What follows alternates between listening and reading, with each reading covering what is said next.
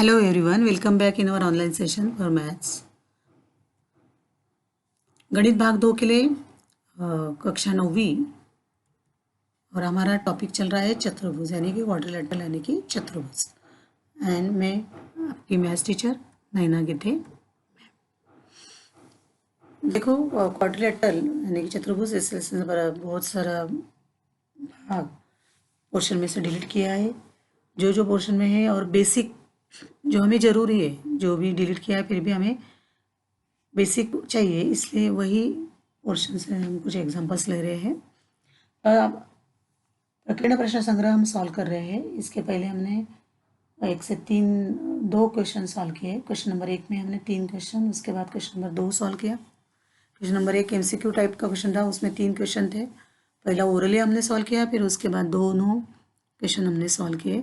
फिर उसके बाद क्वेश्चन नंबर 2 का और जो आयत के ऊपर था विकर्ण की लंबाई ज्ञात करनी थी उसको सॉल्व किया पाइथागोरस का प्रमेय का यूज़ करके। आज हम क्वेश्चन नंबर 3 एंड 4 सॉल्व करने जा रहे हैं। तो चलो सेशन को शुरुआत करते हैं।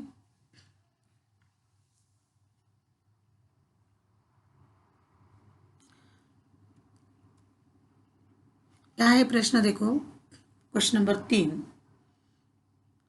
वर्ग के विकर्ण की लंबाई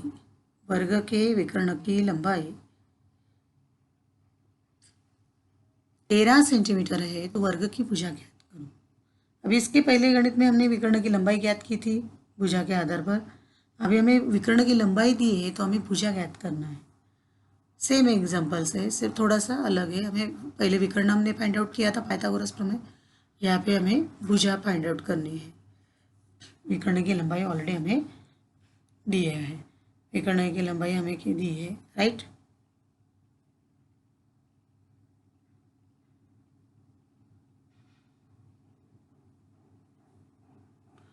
तो चलो सॉल्व करते हैं। वर्ग की विकर्ण है यानी कि वर्ग दिया है हमें, तो वर्ग दिया है इसका मतलब हमें पहले वर्ग की एक कच्ची आकृति बना लेते हैं। हमें समझने के लिए, हमें ज़रूरी नहीं है कि आकृति कंपलसरी है, जब कंस्ट्रक्शन होता है तभी कंपलसरी होता है।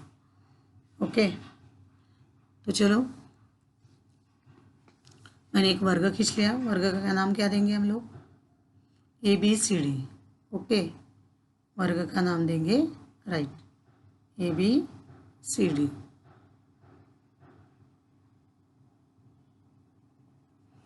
वर्ग के विकर्ण की लंबाई दी है तो पहले हमें विकर्ण खींचना पड़ेगा।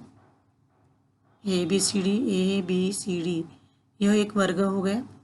वर्ग के हर एक कोण 90 अंश के दिख रहे हैं आपको। A² सभी भुजा समान दिख रही है जो मैंने दिखाई है यहाँ पे आकृति में। अभी ये B 90 है, C 90, D 90, A 90 है। तो विकर्ण खींच लेते हैं हम लोग। A से C तक जो जाएगी वो विकर्ण होगा। A से C था, AC विकर्ण हो गया। उसकी लंबाई दी है 13 सेंटीमीटर, वो भी लिख लेते हैं हम लोग। ये हमारे समझने के लिए हम सब कुछ करते हैं। 13 सेंटीमीटर। तो चलो हल करते हैं हम लोग। माना ABCD एक वर्ग है, AC = 13 सेंटीमीटर दिया हुआ है। माना वर्ग की भुजा 1 सेंटीमीटर है। अभी वर्ग की भुजा क्या मान लेते हैं हम लोग? 1 सेंटीमीटर मान लेते हैं। यहाँ पे AX हो गई, AX हो गई, AX हो गई। आप अच्छे से निकालो X, और ये X हो गई। ये जो X तो अलग ही लग रहा है, just erase it, then again write here X। Okay, तो भुजा सभी X हो गई क्योंकि सभी भुजा समान होते हैं। अभी AC विकर्ण के कारण इसके दो समकोण त्रिभुज में विभाजन हुआ है, एक ABC और दूसरा ADC। तो दोनों में से कोई भी एक त्रिभुज ले लो आप।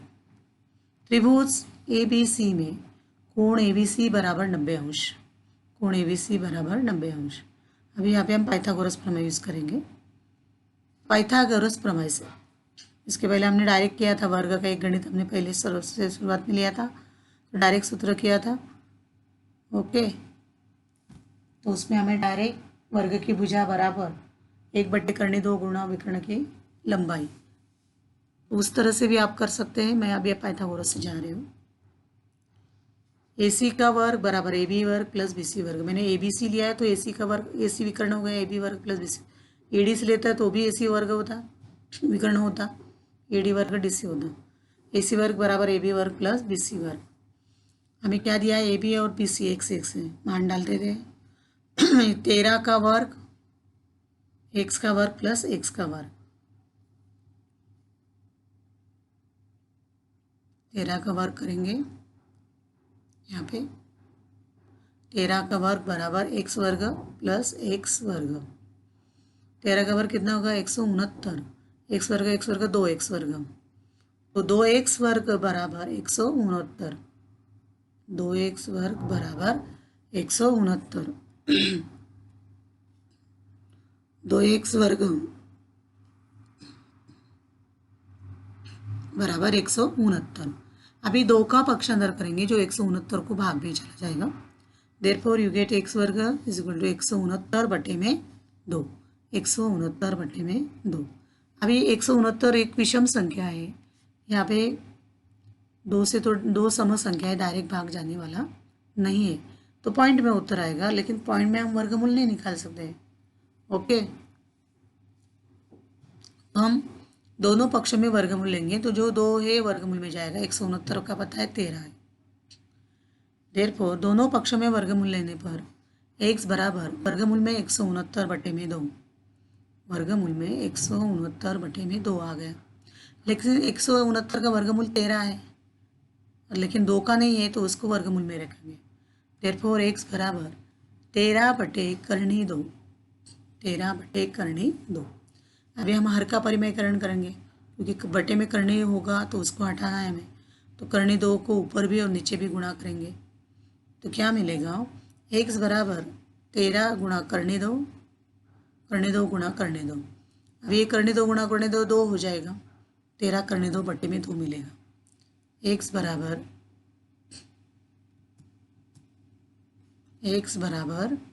क्या मिलेगा फिर लास्ट में हमें, x बराबर करनी 2 क्या हो जाएगा, प्लस 2 हो जाएगा, सॉरी सिर्फ 2 हो जाएगा। 13, तो हमारा लास्ट में उत्तर होगा 13 करनी 2।